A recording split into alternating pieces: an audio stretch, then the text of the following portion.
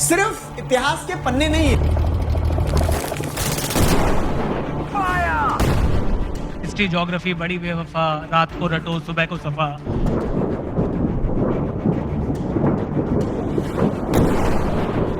History moves in a pattern. Philosophy to be converted in stories. तो हमें history इसलिए पढ़ना है। हिस्ट्री एक ऐसा सब्जेक्ट जिसपे दो तरह के ओपिनियंस आपको मिलेंगे। या तो आप उस सब्जेक्ट को बहुत ज्यादा पसंद करते हो, आपको पढ़ने में बहुत अच्छा लगता है, या फिर वो सब्जेक्ट उस कैटेगरी में आता है कि आप इस तरह से नफरत करते हो कि बस किसी तरह से 10th क्लास खत्म हो जाए, फिर मुड़ के कभी नहीं देखूंगा हिस्ट्री की किताब की तरफ। तो पहली वाली कैटेगरी में आते हो तो आइए कुछ और कारण जान लें कि क्यों हिस्ट्री हमें पढ़ते रहना चाहिए। और अगर आप दूसरी वाली कैटेगरी में आ रहे हो तो आई प्रॉमिस यू कि इस वीडियो को देखोगे तो आपको यह समझ में आएगा कि आखिरकार पढ़ना कैसे है, क्या गलतियां नहीं करना है, या फिर किस तरह से इस हिस्ट्री के साथ में कंफर्टेबल हुआ जाए।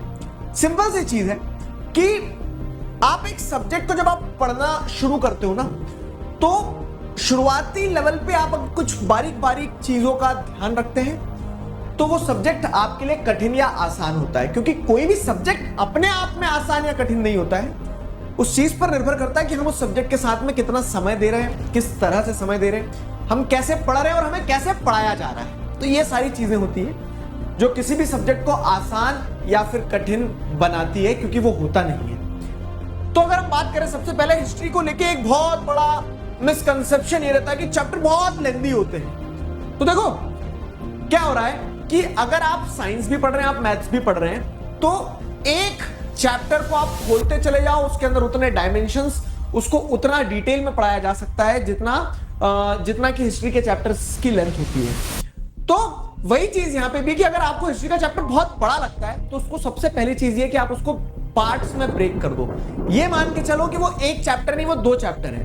कहीं कहीं कहानियों में ब्रेक होते हैं। बहुत सारे बच्चे क्लास 9th में एक चैप्टर पढ़ते हैं, socialism in Europe and the Russian revolution. तो अब ये चैप्टर बहुत बड़ा लगता है, लेकिन अगर इस चैप्टर को आपको छोटा करना है तो आप ऐसे देखो कि सोशलिज्म इन यूरोप एक आइडिया है चैप्टर का, उसको हम एक ही चैप्टर मान के चल रहे हैं। रशियन रेवोल्यूशन चैप्टर का दूसरा पार्ट है, हम उसको चैप्टर का दूसरा पार्ट मान के चल रहे हैं। तो जब आप चैप्टर्स को इस तरह से ब्रेक कर देते हो ना, तब आप देखोगे तो आपको चैप्टर छोटे लग रहे हैं। और कहानियां हैं तो उसको कहानी की तरह अगर आप सुनोगे समझोगे तो वो उतना लेंदी नहीं होगा।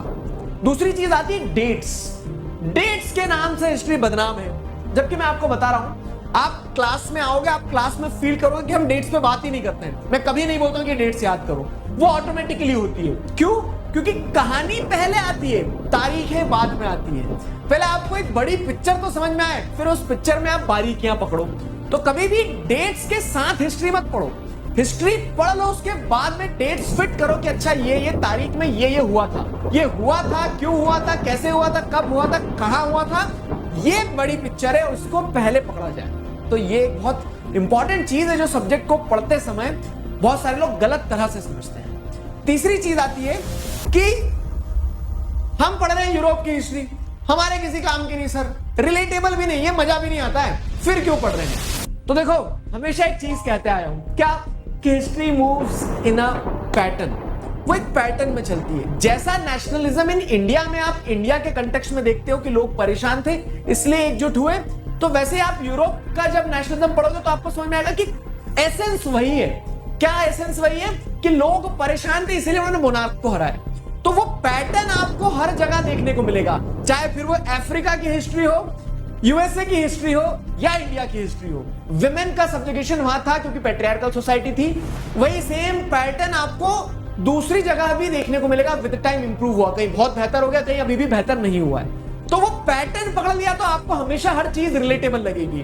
तो history moves in a pattern, ये चीज समझोगे तो सब कुछ रिलेटेबल लगेगा। और सबसे महत्वपूर्ण चीज, अगर आप वाई समझना शुरू हो गए ना, वाई क्या है कि क्यों पढ़ रहे हैं हिस्ट्री।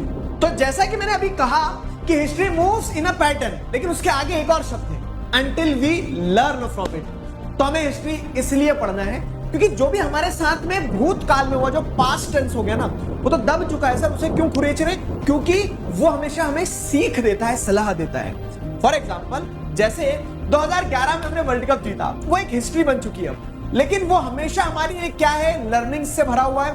वो हमेशा हमारे लिए क्या है, कुछ ना कुछ मैसेज लेके आता है। तो वैसे ही पास्ट के इवेंट्स सिर्फ इतिहास के पन्ने नहीं है, वो एक रेफरेंस है कि आगे फ्यूचर में जब भी आप फंस रहे हो ना, तो वो आपको क्या करेगा, एक गाइड बुक की तरह हेल्प करेगा। तो ये वाई अगर समझ लिया ना, जैसे हम क्यों साइंस पढ़ रहे हैं तो हमें वाई समझ में आ रहा है कि जो साइंटिफिक चीजें हमारे आजू बाजू है, लाइफ प्रोसेसेस है, वो सब कुछ आपको साइंस से समझ में आएंगी। तो वैसे हिस्ट्री से भी आपको एक सोशलाइजेशन का तरीका समझ में आएगा।